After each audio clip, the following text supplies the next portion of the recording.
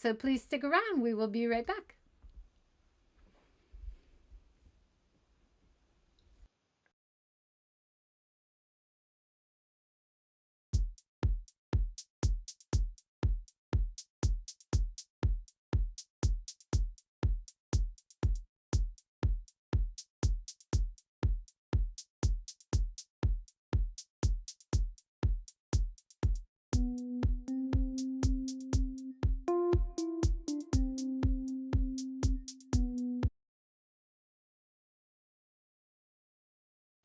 Hi, everyone. Thanks for joining. We have Nick and Ange with us. Thanks, you guys, for joining today. Yes, thank you. You're welcome. Ange and Nick, I'm going to have to switch it up next time. Yeah. It's all good. It's all good. You can stick with Nick and Ange. That's great. And you guys had an epic cycling journey in Tohoku that we want to hear all about. So should we dive right in? You guys want to start with a brief introduction of yourselves, and then we'll talk about the trip? Yeah, sure. Nick, why don't you get started? Welcome to the Tohoku Show with your host, Nicholas Pettas. Why am I starting? It's your trip. I just tagged along on it, to be honest. This is true. I think you should start. Yeah. All right. My name's Angela. I'm a long-term resident of Japan. I run the charity Place to Grow, and I've been involved in corporate social responsibility for a long time now. I guess it's been about a decade. But yeah, my family actually lives in Tohoku. So the whole charity thing, the desire to go back and see what's really going on as we get closer to the 10-year mark was very much a mix of professional and personal passions, as well as my love for adventure. And Nick and I met recently, and he was keen for an adventure. So he's literally tagged along. I literally tagged along. That's all I did, for real.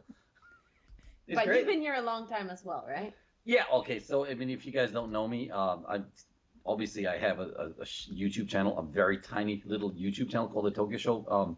But I came here almost 30 years ago and to study karate. And then from karate, I went on to kickboxing. And so I was a professional fighter for a while. And then I kind of wore my body down over decades of training. And so I had my first hip replaced. And then while I was struggling with that, the rehab for that, I found CrossFit through Reebok. And so I've been doing CrossFit ever since. Wow. So we could get into how you guys met, but I think we'll have time for that maybe at the end. Yeah, that's fine. Sure. So your trip, let's talk about your trip. Now, I was watching your vlog, Nick, and you were talking about packing, and you seem to be packing super, super light. Like, is that really all you took just to fill your panniers? No. So I started with that, and then I thought maybe I should bring some more stuff because it was actually enough. The first pack would have been enough. We ended up halfway. So you overpacked. Yeah, I overpacked, and so I had a book and stuff, and I was like, I'm not quite sure why I'm bringing a book. Yeah. You know, we're riding on a bicycle, so. Yeah. And I knew that I was going to be taking notes and doing interviews throughout the trip. So, I did it in my laptop and, extension cords, etc. So I actually, in addition to, panniers, I had a backpack and he had a backpack. But the idea was, let's go as light as possible. We looked through all our clothes, our cycling gear, and was really quite strategic about, is it waterproof and also windproof? And then maybe that doubles for both. So we were trying to go as light as possible for sure. Yeah. And then I think it's your vlog, Nick, you were talking about Angela had this idea to go on this trip and then you were going to join along. And I was thinking, what, Angela? No way. You were going to do this whole trip on your own? You must have been really happy to have companionship, right? In hindsight, yes. But the thing is that, I remember, go back 7 years, and I was giving so many different tours about what happened in the disaster. And I had given so many storytelling tours about the entire 600 kilometers of Tohoku has sunk. 3 meters. The entire island of Honshu has shifted 8 feet closer to the US. And there was always this desire to go back and sort of visit all these places that I couldn't visit. And so in 2000, I think mid 2000, like 15, 16, they opened the Michinoku Trail. And a friend of mine walked this trail. And I was like so jealous and excited for him. And I was like, one day I'm going to do this. So about 2 years ago, I started to get serious about one day I'm going to do this. I'm actually going to do it. It's going to be this year. And then around summertime this year, my daughter and I were talking about our holidays at the end of the year. And she was like, let's go to Hawaii. And I was like, oh, yeah. And then I was like, wait, 10-year Memorial Date's coming up. The only time I can do this really is now. And everything just sort of fell together. And so I was planning this trip. And like, I was like, when we first met, the first thing we talked about was, oh, I'm doing this cycle ride. Yeah. I hadn't thought it through at the time, though. That's the thing. Like, I hadn't actually planned the route out and understood the weather or the height of the mountains I was going through. All I knew is I was doing this ride.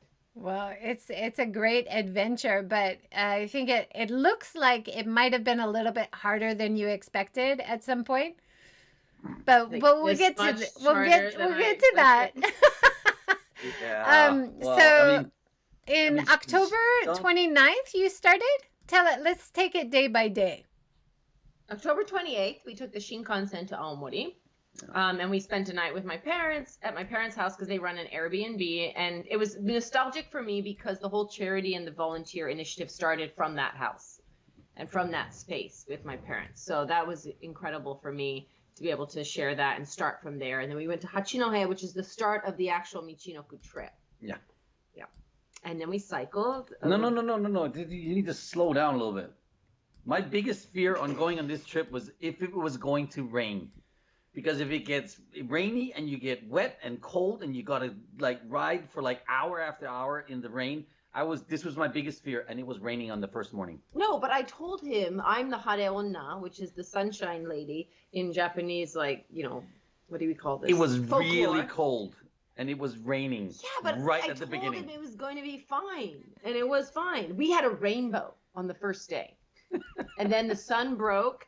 And of course he was like worrying like nobody's business, and the sun came out. We were just fine until we took a left and went up a 1,000-kilometer hill, and it never ended.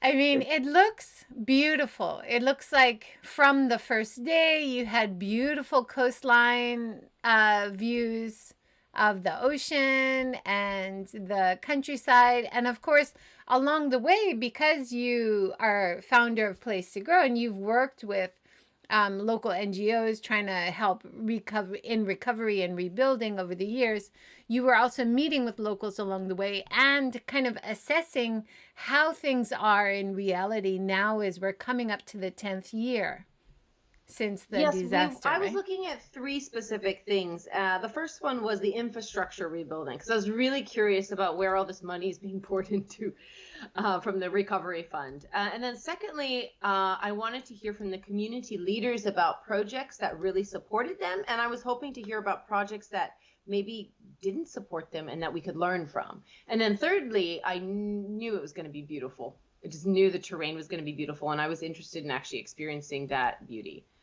And so those were the things that we were kind of looking out for. And we definitely experienced, I think, from Hachinohe to Miyako, just gorgeous. Because there's no seawall up there either.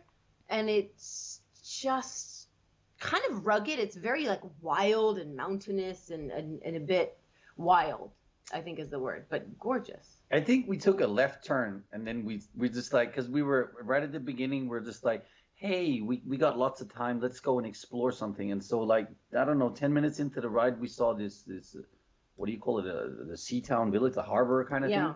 And we're like, hey, let's ride down to the port. And then so we ride down to the port and we took some photos, and we were in this tourist mode. Yeah.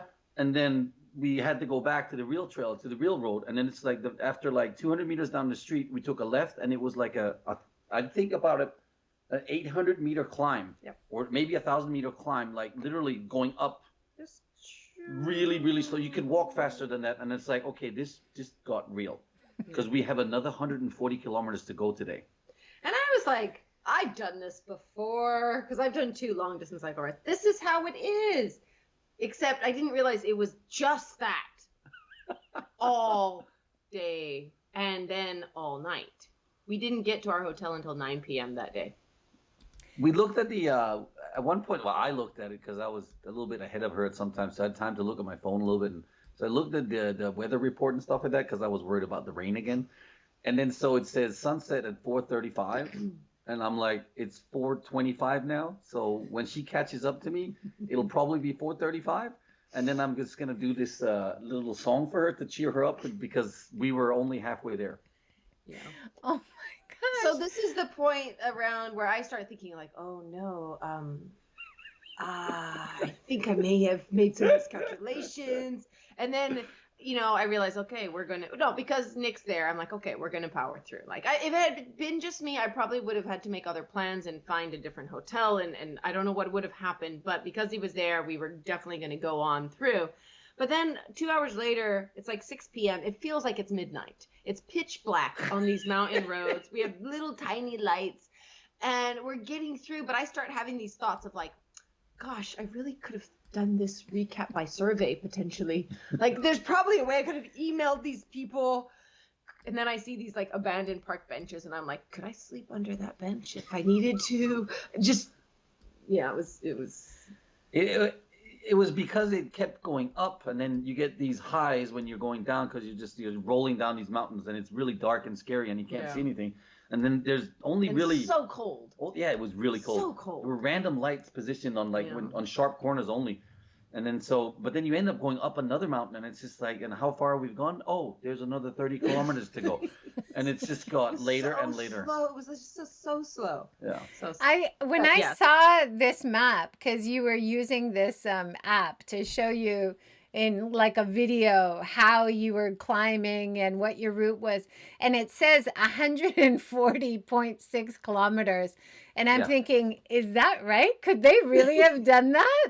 Oh yeah, that's right. That was and right. then I was reading your blog post, both of you just talking about how wasted you were the next 2 days, and I was like, yeah, maybe they did do that. Wow, crazy. Yeah, we did. Yeah. So again, as I miscalculated, right? Because I had some experience with long distance cycling, and those were my first days. But the difference was there were no mountains. In my experience, doing 140 kilometers is doable, but not with mountains. I didn't take that into account. So lesson learned, failing forward. It took us 11 hours, by the way. Yeah. It says 9 hours 52 minutes.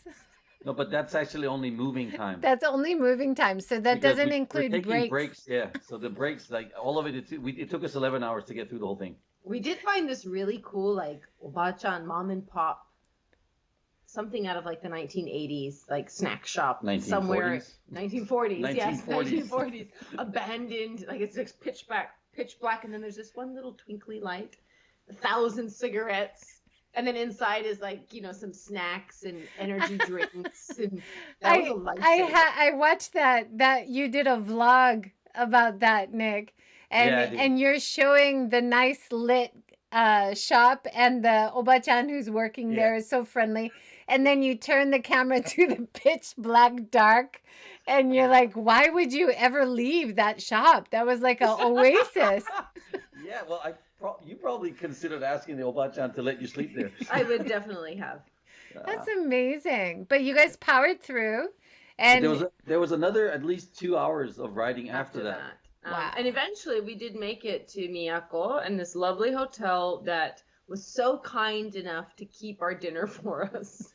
Like at 9 o'clock, the staff was there going, oh, tsukaresama desu, and serving us. And it was, I think, the best meal I've ever had, that I can now remember. But yeah. It was really nice, actually. Yeah. It was definitely a journey that day. It was plentiful. I had double rice that night and double beer. Yeah. You deserve it. You can have dessert too, right? You can eat as much as you like.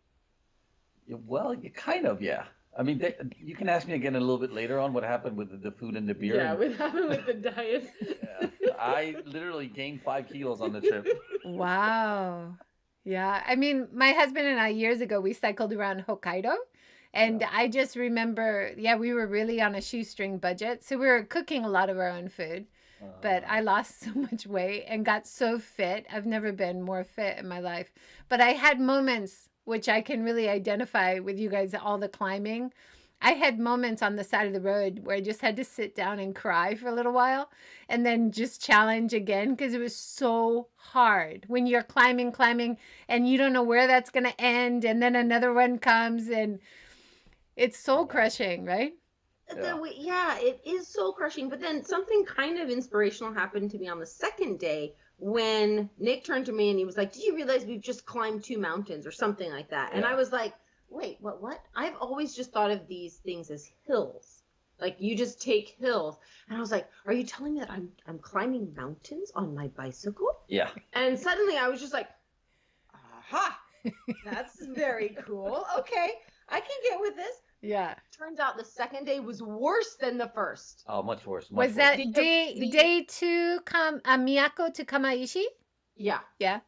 It was shorter distance-wise. We only went about, it was less than 50. 6, no, it was less than 60. I think it was 54. Something like that. Something it was really, like that. It was 50-something really kilometers, but it was like just this, and it just kept going and going and going. Yeah. It wasn't that. It was this. It was like this. It was like, so we get up the first one, right, in the morning. And by that time, you're kind of changing your mentality because it's day 2 and you're tired. So you're just like, we're just going to ease into it, And then you get this crushing mountain. You get to the top of it. And then we look at each other and go, that was definitely the biggest one, right? That was the biggest one. And then we get down, which is really exhilarating. And then you get back. You go up on the next one and you go, no, that one was definitely bigger. And that just kept going on the whole day. Like they just got bigger and bigger and bigger. But maybe they didn't, but it felt that way. Yeah. So it looks like, if I've got the maps right, that was 54 kilometers that day. And riding time was almost 4 hours. Mm-hmm. And that's riding time, yeah. And because your legs are so pumped out from the day before, any kind of climbing is going to feel hard, right? It was so painful to push because you were sore muscles.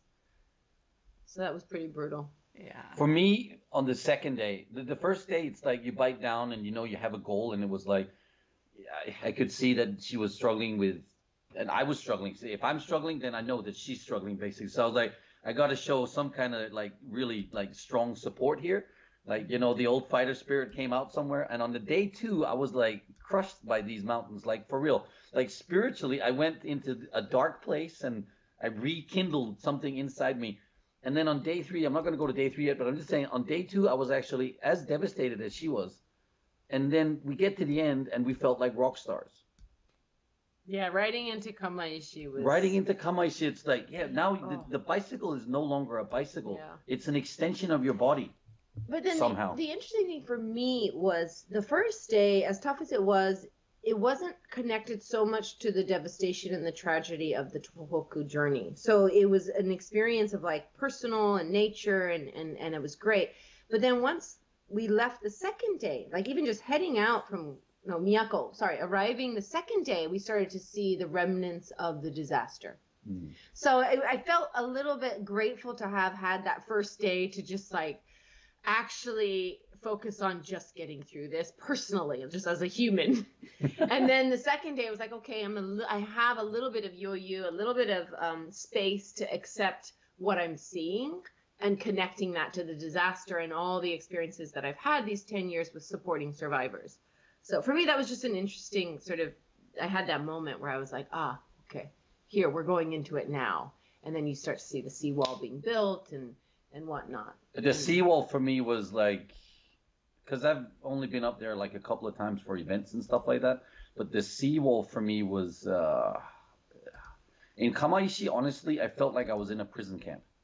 I don't even know why it was like that, but it was like just like being walled behind the wall. And it's like the feeling of living in constant fear from the ocean, like coming back in at any time, any given time. And then they had all these announcements, they have that 5 o'clock chime, and then we were there for quite a while, and they were randomly like announcing things like every hour or every 2 hours. It's just like, what are all these announcements? Like, for one thing, I can't hear what they say, and I speak fluent Japanese. I couldn't understand what they were saying, but it was just these announcements It's and just the wall right there. It's very similar to, I don't know if people remember the disaster in Tokyo, but you know how the sirens blared and you couldn't understand exactly what they were saying, but there was something eerie about this like overhead, very bad sound system emanating the town. And that goes on like 4 or 5 times a day there, if not more. So that was quite jarring, and I'm quite used to it, but for Nick, it was really surprising. So that was our morning of Kamaishi, leaving that area. And then the third day we went down to... Well, when I was listening to your vlog, Nick, in Kamaishi, and it's interesting because you start the day looking out your hotel room at a beautiful sunrise. And then once you went down and you were next to the seawall, and you had experienced the announcements, you had a very different feeling, right? Oh yeah. And you mentioned feeling like trapped, almost like you're in prison. So of course it's protecting people, but it's not like a very comfortable feeling to be there or to live there. That was really interesting. I honestly walking out into that wall, for me it's like, well, for me personally, I would not be able to live there. Even if I'd grown up there, like I would say it's just not worth it. I mean, there's got to be other places on the planet where you can live, where you don't have to live in this constant like reminder of, well, it could happen today, and that's what it feels like in that city. But on another note from that city, because we were in a room on the 5th floor and looking over the ocean, I was able to capture what I call a moon set. I don't know if that makes any sense at all, but the sun was kind of going down over there somewhere, and the moon was right there, and it was like a full moon, and it was sitting over this beautiful, beautiful ocean, and I captured like almost an hour worth of that and posted that, and if you want to see it, it's very beautiful. Yeah, it's up on the YouTube channel. I called it the moon set. It's good. Yeah. But that's interesting because there is so much beauty up there, but it's such in stark contrast to the rebuilding, and it's just something that we observed. Of course. And that's an important part of the experience, I think. You know, to take in what happened there. It's not just a place to go and cycle and enjoy the beauty. You have to be mindful of where you are and what happened there, right? And that's one of the reasons you went there. These concrete walls are just massive, and they go from all down the coastline. They go all the way down. It's like you're literally trapped in it. When you're down on the local streets that run along those, you can't see the ocean because it's shutting down. It was for me, it was very heartbreaking. Like, but in a way that I found very, very surprising. I didn't expect it like that. I didn't expect to feel like that. It's not that I felt sorry for anyone. It's just I felt like I couldn't do that. For me, I couldn't do it. Yeah. No, I think that's really important. If people just think of visiting and cycling, you know, but it's like when you visit Hiroshima or when you visit Nagasaki, if you're in Peace Park, you should realize where you are and just be mindful and respectful, right? And I bet you had that similar feeling around local people, right? Yeah. But I guess that's relevant to a lot of different sort of historic tourist destinations around the world that do hold sort of a lot of maybe pain or sadness or growth or just transition for the people who've lived through that, whether it's 50 years ago, 10 years ago, 5 years ago, or 100 years ago. We do have these spaces all over the world. And a lot of these monuments, memorial spaces represent all of that. But yeah, it was interesting to go through all those different emotions in one moment as you're sort of going through these places. Yeah, definitely. And so then day 3 starts, obviously, riding out of Kamaishi, right? And so on day 3, I started to realize something, that if I just bag my ego, like completely bag it, like just forget about like thinking you can conquer this mountain, but just bag it. And then you find this rhythm of going up the mountains and then going down and up. But when you go up, if you bag your ego and just like completely just let it be whatever it is and take that ride for it, there's a rhythm to these long rides that actually I was very comfortable with. And I remember going to him like, what ego? It's a mountain. You just get on the lowest gear and get up there. Nah. He's like, it's okay, I've got my ego. I need to win. There's something inside me that needs to win somewhere, and it's just like just bag the ego, forget about it, and just experience it. And then it got really good. So then, Joy, I'm sorry, but you'd think that day 3 would be better, but it wasn't. It wasn't. I don't know why. It wasn't like day 2 because it wasn't like this just like it wasn't just mountains going, but it was like up and down and up and down and up and down. And I think the moment that really just like crushed me was like we were getting there and not too late, right? So we were getting there just at sunset and we were kind of psyched, and we actually hit like the main town of Rikuzen Takada fairly early after a very grueling hill which had the strangest like crayon house land at the top, which was a red castle that was like a karaoke and spa, and it's just so random out in the middle of nowhere, this red castle playland. Most bizarre thing I've ever seen, like for real. Hilarious. But it's at the top of this horrendous hill. And then we go, right, we're going straight into town and we can see the hotel. And then we're like, no, that's not our hotel. Our hotel is still like 5 kilometers up in the mountains beyond there. And so it was that kind of like, I thought we were done, but then we still had like another 5 hills to go. And then our hotel, which is the tiniest, most, let's say like compact hotel you've ever stayed at, it's called iRoom. It's at the top of like what did you say? It's like a 300-meter climb. But this was like one of the steepest climbs ever. Like it was just devastating. It's like so we had to get. It was like epic. It was like this is how we end our day with another climb. It's like oh. And then by the time we get there, like when we're hitting Rikuzen Takada, it's like beautiful sunset. It's a bit glowy and pink in the sky. By the time we got to the hotel, it's pitch black. He goes on ahead, and I'm like, am I going the right way? I actually had to stop and like look at Google Maps, and I started to get like, oh my God, what if I lost him? What if I lost him at this point and it's freezing cold? And then I hear him whistle, and I'm like, okay, fine. And then he's like, oh, it's just up this hill. That never ended. They went like that. It was so steep. I mean, looking at, the app that you were using, and it shows you how much you climb. Day 3 was a killer. Yeah. Really tough. Yeah, but see, for me, day 3 was not. I mean, it was bad. That there was one mountain like coming right before Rikuzen Takada. Rikuzen Takada. I still can't say that. And so but this road was winding up the mountain, and it was winding up, and it was all the time it was climbing, but you're winding. And then we got to what we thought was the top because there was this restaurant. It's like, hey, it's great. Let's have lunch. We're at the top. We finished the climb. So we eat a big lunch. We're all excited. Get up on the bicycles, and then that wasn't even halfway. Like it just kept going up, and then we get to that bizarre thing. It was so bizarre. The crayon house. The crayon house, yeah. Finally. Yeah. That was the hardest climb for sure. Like, it really was. That was the hardest climb. And then it was also like we get to the hotel and there's no onsen. It's just like a little cubicle box because they're made out of old what are those? I have no idea what it was, Ship containers.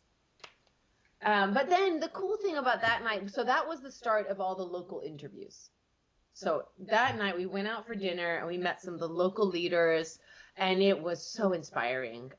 Fantastic to sort of like hear their stories. And of course they were big fans of Nick, so they asked for autographs, and it was super inspiring, like a mix of hearing their side, but then also feeling like, as they were also sports leaders in their own community, so their connection with Nick was amazing to see, and they were just such good people. And we got to talk about the impact of the various types of aid in their community over the years.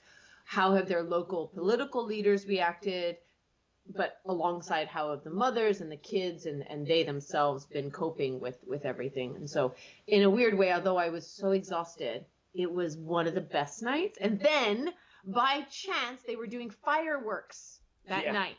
Yeah.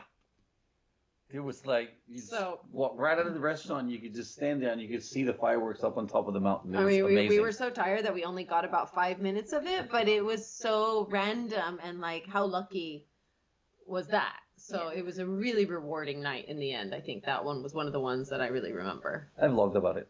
Yes, you did. Yeah, awesome. And then the next day was November 1st, Rikuzen Takata to Minami Sanriku. Yep. that was an interesting day for me because I mean, I've spent so much time in both of these towns that I was just like, let's get up. I think I got up at like 5:30 the next morning. Yeah. And I was like, okay, let's just go. Let's go. And I was just like, personally, I just felt like I was being pulled into Minami Sandika, which is like my second hometown or something now. And so I don't remember the pain. I don't remember the hills. I don't remember anything. I just remember cycling a lot. And it was also the first time I started to see familiar spaces. Because basically from that point on, I actually know the Tohoku coastline because I've been along all of it at various times in the last 10 years. So that was kind of interesting for me. I don't know what it was like for you that day. Well, you were like super hyper. It's like, let's get up and go. And I was like, okay, I'm not quite sure what's pulling you right now, but it's like, I'm just tagging along. So let's go. Let's do it. I was happy to go. It was a beautiful ride. It wasn't, there was not a lot of up and downs like the other days. Yeah. So less mountains and a couple of hills. And a lot more of the reconstruction. Because like you could see the towns also being reconstructed. There are diggers everywhere. Of course, you see the sea line. And then as we went along Oya Kaigan, there was a very special place for me, which, 10 years ago, I remember sitting in a truck and we were distributing supplies and there was just rubble everywhere. This was really in April of 2011. And I remember that place, Oya Kaigan, looking out into the sea and watching the sun glisten and going like, oh my God, this place is beautiful. But through the rubble, I could see that beauty. And then this time coming down, there's no rubble. It's just the beauty. And I just remember, and by chance, he stopped there for a break. And I was like, oh, this is exactly that spot that I remember seeing. And we took pictures there. But yeah, it was a really special day for me. It looks really beautiful. But also you could tell from the updates that you were doing, Angela, that you were really excited, right? Like you felt like you were coming home. And that's such a special part of the trip. So even though you're exhausted, it kind of got you there, right? Absolutely. And what's weird is that was actually probably my most exhausted day because I remember. Really? Yep. Not physically, but I was just really tired it was kind of I don't know, but I was just really, really tired. And I knew that we had about 4 meetings. No, what felt like 4 meetings was actually just 2 or 3. No, we had 4 meetings over 24 hours. So we got there early. We got there by noon. Literally. No, 1 o'clock. 1 o'clock. We had left at 4:30 in the morning. I was that excited, but the hotel staff, they recognized me and it's like, hey, and they're like, yeah, go ahead. We'll get your room ready. We'll, get in the onsen. So we had a really nice, sort of relaxing day. And we went down to the memorial park that has just been built and got to see sort of, the new plaques and monuments that they had built, which I haven't seen because I haven't been there since January of this year. Sorry. So that was special. And then we had dinner with a couple people, got some more interviews. At 8 o'clock, we went back to the hotel and had another interview with local people. And then the next morning we had an interview. And then we went to go visit a new trail that they had built. And then finally we left that morning. And just as we were leaving on the 4th day, no, is this the 5th day? I lost what track. day are we on? 4. This is November 3rd. So that's 5th day. The 5th day, day 5. Yeah. Yeah. Day 5. It started raining. Oh yeah. So day 5 it rained all day. For real. And this is my biggest fear again. But I had a fantastic raincoat on, which was great. And then he forgot to put shoe covers on though. So 10 minutes into the rain ride, both of us, our feet were sopping wet. Yeah, sopping wet, and it's actually really cold. I think it gets really cold. We got 15 kilometers into that ride, and then there was this place, and then we sat. Moku Moku Land. Yeah, and took our shoes and socks off, and it was the water was literally just wringing out of it. So we changed the socks and put some plastic bags around our feet, and then put the shoes back on. It was okay. And then it was okay. The feet were warm from it, and it was okay. You're not wet feeling. It was really good, actually. Yeah. So he ended up having a pretty good run because when we left Minami Sanriku, we went over one mountain, and then it was pretty much flat. Pretty much flat, yeah. Pretty much flat. But for some reason that day, my up right above my knees just started to cave. They just were not working well. So I tried to enjoy the flats, but it was just really painful for me. And so I was kind of in a bit miserable. I It was was a bit miserable. And it was raining, and I was just like, and I'm leaving Minami Sanriku, right? So it's like, I had this huge high in Minami Sanriku with all the people that I know and love and have like all these emotional ties to, and I had all these great stories. And then I'm like, oh, now it's raining, and now, oh, God. I actually had a great time. I don't even know why. I loved it. I loved riding in the rain. Oh, but I got my first flat tire in my life. That was my Oh. first flat tire that day. That's hard. Yeah, it was bizarre because we went in for sushi, for lunch in sushi, and then we ate sushi, and then we go outside, and then as we drive out of the parking lot, she's like, wait, Nick, I got a flat tire. And I was like, seriously? Like right so now? either somebody punked it, It feels like or- someone pulled a trickster on us. or it must have maybe run over or something as I was pulling into the parking. It was the strangest thing. Anyway, it was pretty easy to fix. Yeah, super easy. I had an Good. extra tube, so it was And like that's always a great skill to know how to fix a flat tire on the road. Good job. Good Yeah. job. And then we have November 3rd, day 5, the next day, is it? So you were in Matsushima on, Yeah. and then you're leaving Matsushima. Did it stop raining for you? Yes. Oh, yes. yeah, it was fantastic Matsushima weather. morning was gorgeous. And Oh, this place unreal. has like, it's got this bay with all the little islands. I think it's a national heritage site, right? And I've actually never really experienced the full beauty of it because we were leaving we were like just a little bit after sunrise. But what was great was there was no more big hill, no more big hills. mountains. Yeah. So we stopped in for Yoshinoya breakfast and just cycle, and then it was just like kind of sped through, and it was a really fun day. That one was fun. And there's I there's think lots of sorry. people cheering you guys on. You had a big banner outside the hotel, and Yeah. That well, was sweet. that was Minami Sanriku. oh, okay. Yeah, they gave us a big wonderful sort of send off into the rain. It was great. It was great. It was fun. But what we need to talk about is in Matsushima, we found this Italian restaurant, it's called Toto. Toto. It's close to the train station, and if you're ever in Matsushima, you must try this place. Yeah, we did something completely random, and that was that we asked the guy to. That wasn't there. That wasn't there. No, that was a different place. Yeah. But this place was random because, we've been sort of going with the Japanese washoku and the food and mostly eating at the hotels. And this was one of the first places. Yeah, this was one of the first places where we had no plans and we had no interviews that night. So I had no friends in the city. So we just walked up to the hotel, some random hotel, and we're like, hey, where can we get dinner? And they're like, sorry, no, but here are some options. And we said, okay, let's try this Italian place. And it was the cutest, most beautiful, it had like a red Vespa outside. It was gorgeous. And the people were amazing and It was so so good. friendly. We It was ended so up like, at the end, we bought drinks for the whole staff, and we were like having a drink with the chef and the staff, and we just really homey. And I think maybe at that day in, right, that was day 5. Day 6, we were it was just perfect to kind of connect with people on that level and share our journey. And they were like, where are you guys from? Where have you been coming from? And yeah, it was a really epic sort of experience that night with some nice wine and cheese and Oh, it was so good. It was so good. so good. Yeah. And then day 6, was that your last day of cycling? Nope. No.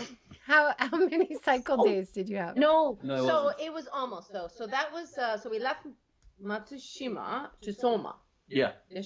Yeah, so then we went down to Soma, and that was a long day. That was 75 kilometers. So that's our second longest day. However, completely flat. And also completely, almost, for the most part, I would say like 80% brand new roads. Brand new roads. It was Brand new and roads. it was like 16, 18 degrees out. Oh. It was a beautiful sunny sky. I was flying down He the was street. I flying. was flying. And my legs were still wrecked. I was just wrecked after Minami Sanriku, honestly. My legs were not functioning well. However, the one thing that was like incredible was we flew, and there were thousands upon thousands of dragonflies. Thousands of them, they were all mating. It must be mating season or something. So they were like sets of dragonflies, just like everywhere. They were everywhere, really. So And it it felt like we was- were flying with dragons. Yep.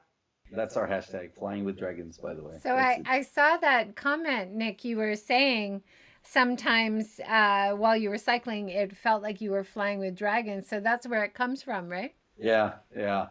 It was really inspiring for some reason. But then, Joy, I have to mention that the again really interesting part about this leg of the journey is you do still see all the recovery, the rebuilding of the land, and then as you pass Watari, there's this very famous elementary school that is now a museum. So we went into that, and you get to see the devastation of the actual tsunami waves on a school. And luckily, like, all the children survived. But the really amazing thing was that the principal of the school is now the curator of this museum. So the stories that you hear, the mindset of what people were going through, the lessons that they learned are so raw and fresh that for me it was one of the most powerful sort of experiences in terms of the story listening that we did of that trip. That Kocho sensei literally had 90 kids evacuate on top of the building. So they're sitting on the roof, and the tsunami literally passed through the building right below them. But they all survived. That's amazing. Yeah, that's just because like, not all the schools were as well organized, and not all the kids did survive at other schools. So no. that the fact that he's now the curator of the museum, that's fantastic. What a fantastic legacy to pass on the story to other people. And in your vlogs as well, Angela, you were talking to a firefighter, talking to, so many powerful stories from your trip. And you also said you're thinking about writing a book. And yes. So I have content for a book that I've been planning to write for many years now, actually, but for some reason I never got around to it. And it's from various interviews with people and myself in sort of the beginning years, 2011, 12, 13. And so one of the purposes of this trip was to go back and find out what's happening now, and kind of, I want that to be part of, I don't know if that will just be the ending, but I want the book that I write to be sort of spanning 10 years. And I want the people's stories that I've met on this recent trip to be part of that. But I'm not going to give away the plot. Don't give it away any of the secrets of your book, but it's wonderful to hear that, of course, a big part of your trip was meeting with locals and hearing their stories, but also talking about how they feel about the kind of projects that have happened, and what things do they feel were successful, what things maybe need to improve, or that's a great way. That was okay, something interesting I will share, because it completely changed my mind. I thought that I would find super cool stories about projects that worked, and I did. And I thought that I would find loads of interesting insights about failed projects. But what really happened was no one actually thought of any project as a failure.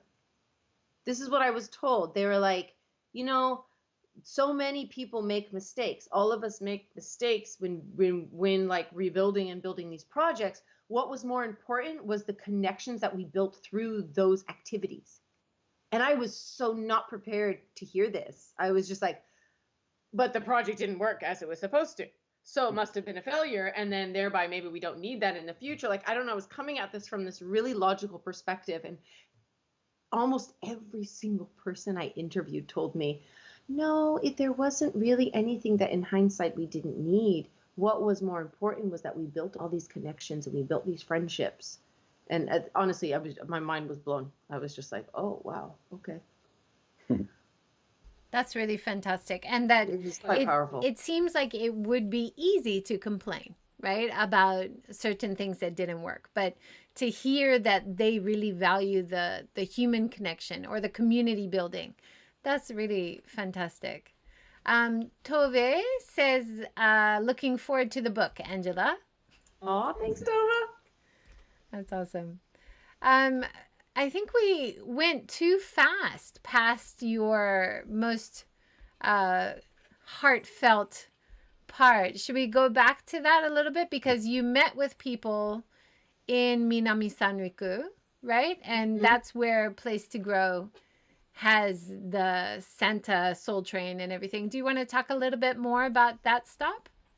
Yeah, absolutely. So we had a couple meetings on that night about Santa Soul Train. But one of the interesting things this year, and I guess it's sort of, because of COVID and the fact that we can't send a lot of volunteers up there this year, local leaders are figuring out how to manage on their own. And it was really inspiring for me, to be honest. Like when we sat down for dinner, I was like, how much work do we need to do tonight? And the local leader, she was just like, you know what, Ange, actually, it's being done. Like the moms are covering it. Like she's like, let's just enjoy tonight and let's drink some nihonshu and let's chat. And it was so inspiring to see how far they've come as leaders. And, I did ask them, as we move forward, how can we support more and what is it that you guys really need? And one thing she told me was that for them, it feels like they've just got back to sort of their starting place. Like they feel strong enough to where they're now ready to really take ownership without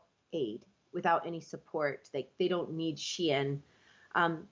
However, they don't want to lose all their friends. Like they're like, but don't leave. Like, please come and continue to hang out and still be part of these projects.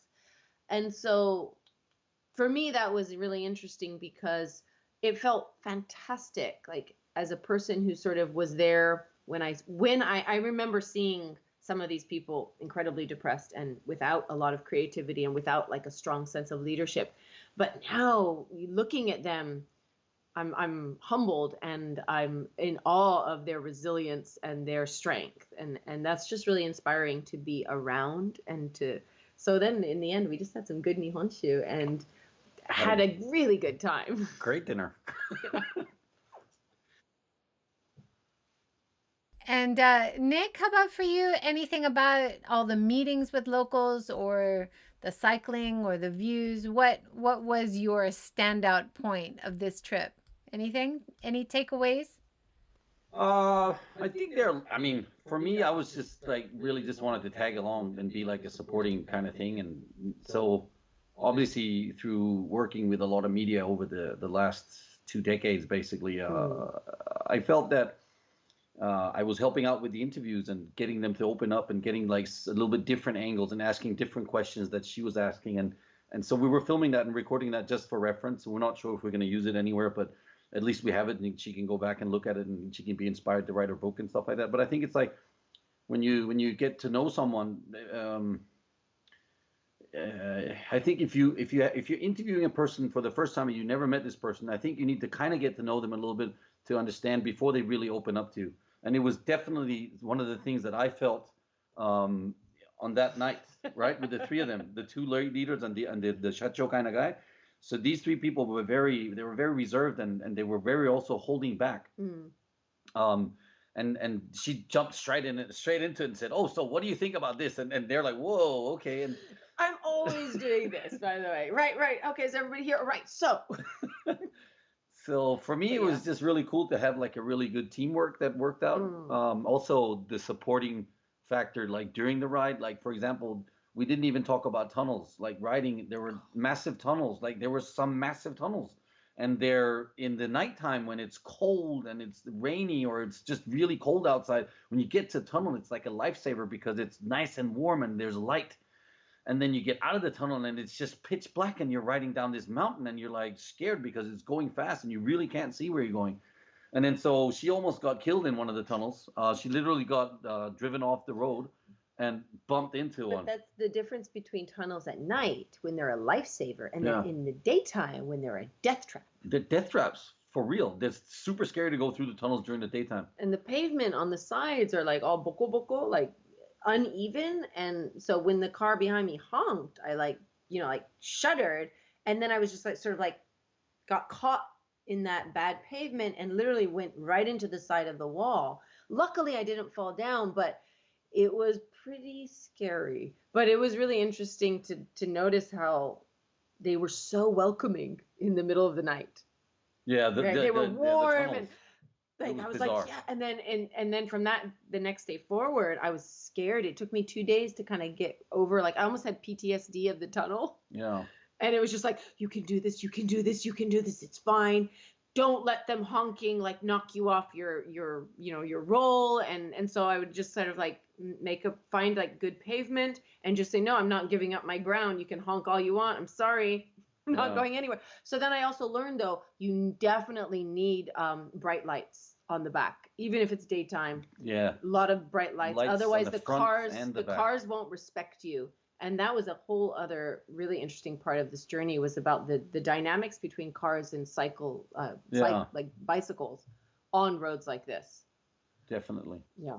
I ended up because I was mostly, she let me free roam, as in like I would ride a little bit ahead of her, and then I'd wait at some specific point. But if there was a tunnel, I always made a point of waiting at the tunnels, because I started to getting scared of the tunnels. Like at that point, just thinking of because they're really uneven, and they're like, some of the tunnels are like really rough edges. They're not smooth tunnels like the one you'll see in Tokyo. They're just literally holes dug out of a mountain. And yeah, I don't know. Just the whole dynamic of that was kind of the tunnels were actually an interesting thing for me, because as I explained, right, nighttime they're so warm and enveloping. Daytime they're scary as fuck and you could die. But then they also mean the end of the hill, because the tunnel at the top of the mountain means you're going to go down. And so there was all these, I don't know, I was going off my head on these metaphors, just trying to make it through.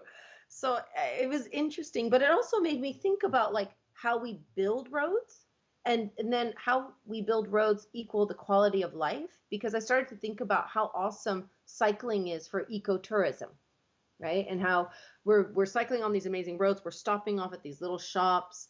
At one point, like if there had been a bike shop, we probably would have bought tools or done, extra things. And then of course, me being obviously like all sustainability, I'm like, this is the best way to travel, but our roads are not really being built for that.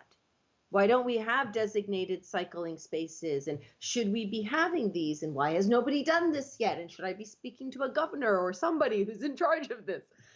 So there was a lot of thoughts that went through my head, and I started thinking about what cycling actually has in terms of like all these other elements: tourism, health, fitness, and relaxation, and then what it means to see a place. There were honestly some of the tunnels I felt were completely unjustifiable. Like it's like, because you already climbed half of the mountain, and then it's like you can see the end of the mountain, and then they make a short tunnel, and I was like, why would you make a tunnel here? Like, this doesn't make any sense. If you're going to make a tunnel, make it right down at the bottom and go all the way through. Yeah. You started to think about who's making these roads. There was a lot of thoughts going in. Well, you have a lot of time on the bicycle. You do. Yeah. No, you have time for deep thinking. That's a wonderful thing about being out and mostly in the quiet, right? You're just listening to the wind most of the time. But talking about ecotourism, is it something that you think Tohoku could develop in terms of encouraging cycling? I mean, I'm in the Hiroshima area. We have the famous Shimanami Kaido. They've been working on for many years to make it very supportive of cyclists. There's cycle hotels. There's shops along the way that'll support cyclists. Do you think that could be something that maybe they could develop along the route that you guys rode on? I absolutely think so. Absolutely. 100%. Yeah. No, we spoke a lot about that. Yeah. Thinking that this should really be a thing that should be like, these pit stops that are really like cycle friendly, and shops and places you can sleep over and stuff like that. And it should be like a designated lane. Like in Denmark, there's cycle lanes everywhere. Like it's specific only for cyclists. But you also have levels, because, for example, as we've explained, right, the first couple of days, so the northern part of the Tohoku coast, like if you're a diehard mountain loving cyclist, go there. Yeah. If you're not so much into that, you can take the Shinkansen up to Sendai, cycle out to the coastline, and then you just get those beautiful runs with dragons along these, brand new paved roads. It's so good. And it's gorgeous. It's flat. You're going through rice fields and grass fields. Like I think that's where they grow grass for those home centers. I saw fields of just grass, and hawks and crows, and it's absolutely, it's not stressful. So I feel like, oh wow, there's like all sorts of levels up here. So yes, 100%. That's great. Well, On that day, we did 75 kilometers on that day, and I don't know why. Maybe I'm a hardcore masochist or something because we finished the ride and I was like, I'm actually disappointed because I'm not even tired. He's like, I have no sore muscles. I cruised through it. It was too easy. I was like, it was too easy today. And then the strangest thing, Joy, was that Soma was kind of like a mini Matsushima. I did not expect that city in Fukushima to be so beautiful, with the little islands, and they have this like coast. They have this trail that goes, or it's actually a road, right? And then on the left side is the ocean, and the right side is the bay. So you're literally surrounded by oceans and the sky and fantastic views. Just amazing. I can't recommend it more. Mm. That's great. Well, we have less than 5 minutes left. Now you have a little fundraiser coming up. Do you want to talk about that? Yeah, absolutely. We're doing a pub quiz on the 19th. It's online and offline, so you can come to the Hobgoblin in Roppongi. Come by yourself or come with 3 friends and make a team of 4. And it's a quiz, so you get to answer tons of questions and see how smart you are, how good your memory is. There'll be raffle prizes, and it's always so much fun. But yes, so please join. And all the money that we raise from that is going to support the Santa Soul Train, which is a giant pen pal project connecting children from Tohoku to other areas in Japan. They get goodies and snacks and fitness equipment. So it's a fantastic cause, and it's a really fun night. So if you haven't joined yet, please do. And it's possible to join offline as well as in person through the Facebook link. Is that right? Yes, that's correct. This is our first time doing it like omni-channel, so I'm super excited to see how it goes. It's usually like, people are like cracking jokes and teasing the other teams and trying to sabotage them. So let's see how it goes with Omni. Be interesting, like in person and live, and both in person and online playing at the same time. It'll be really interesting. Good luck. Totally take the piss out of someone through your comments online. Yeah. Any other advice if people would like to go and cycle the route that you guys did? Like, what should you prepare in advance? Should you be doing training before you go and do this? How good of a cyclist do you need to be?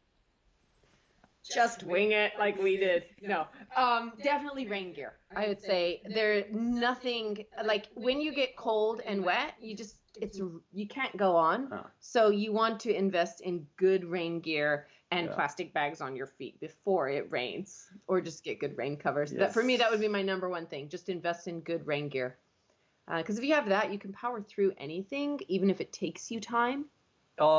Yes and no. I would say if you're gonna do something similar, try and plan out for trips that are between 50 and 80 kilometers a day. Yeah. Don't do the 140. Yeah, don't do the 140. Yeah, just don't start with that.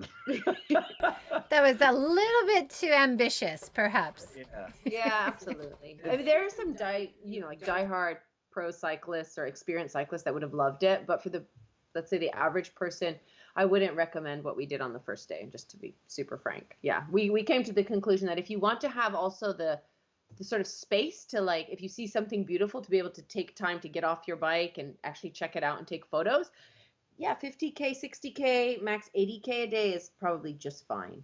Because we on the second day, like, we were just like, no, we have no time, we have to get there, otherwise we're going to be riding in the dark again. Yeah. So. And then having bags to put your bicycles in, to go on the trains. So you took trains as well as cycled? It wasn't just cycling, right, from Tokyo? Yeah, so we took the train from Tokyo to Aomori, and then we took the train back. So we only took 2 trains. And they're great on the trains. You just have to put them in a bike bag and walk them through, carry them on and stuff. So once you have that, it's pretty easy. Yeah, I've never done that before. I didn't even know that was possible. It was totally cool. Yeah, and I would say, honestly, this time was my first time traveling without a support vehicle, like cycling without a support vehicle, and you can get by with less. As long as you have, like the right ones. You got to have your raincoat, you need your gloves. I was using a mask because it was really cold, so I appreciated that. Have your long pants, but depending on the weather, if you're sweating, like summertime, maybe not so much, but at this time of year, it actually really worked packing light, and that was much easier on the cycling, like even the balance of the bike. Once like halfway through, as we mentioned, like we were carrying backpacks when we left. Halfway through, we decided let's get rid of all the excess, and we shipped a backpack each back to Tokyo and went like even less. Yeah. And it was so much better.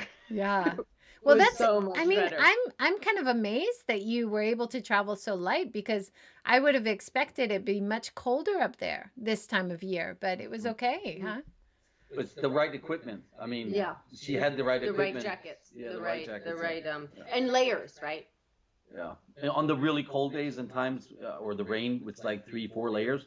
Yeah. And then on the warmer days, it's like 1 layer or 2 layers, and it was perfect. I wore shorts for 3 of the days. It's true. And if you get the right, so with the right gear, for example, the right type of compression shirts, they dry, in a couple hours. So you can wash them out yourself just in the sink, hang them up, and they're fresh in the morning.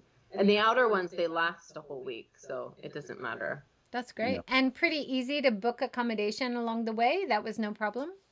And meals. Yeah, most of the hotels come with, dinner and breakfast included. This was a pretty open time of year. Rikuzen Takara, because of the fireworks, it was hard to find a place. So I would definitely recommend, I think we cut it really short. I would recommend doing at least a month out or 2 weeks out if you can, for sure, to get like exactly what you want. Yeah, and there's some of them are on the go-to travel packages also. Yeah, So right we got now some there's the good go-to discounts. travel, so Yeah. go to it.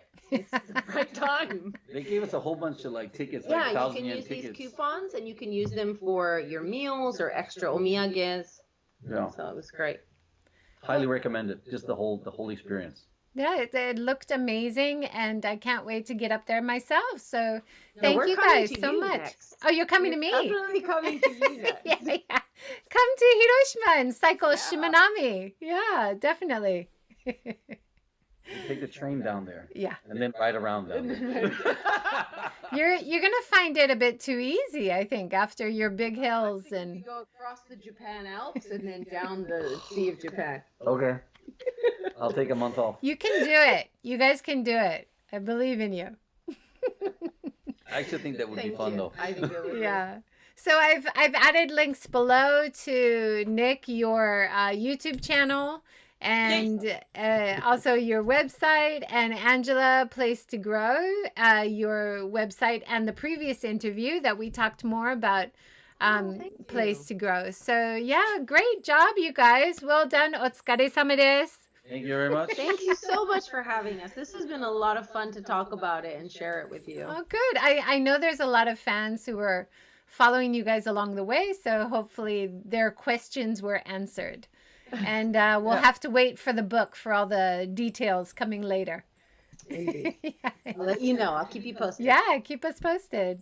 Thanks, Yes. everybody, for watching. And join us tomorrow. Tomorrow is November 11, and we have a show at 11. So we have 11, 11, 11.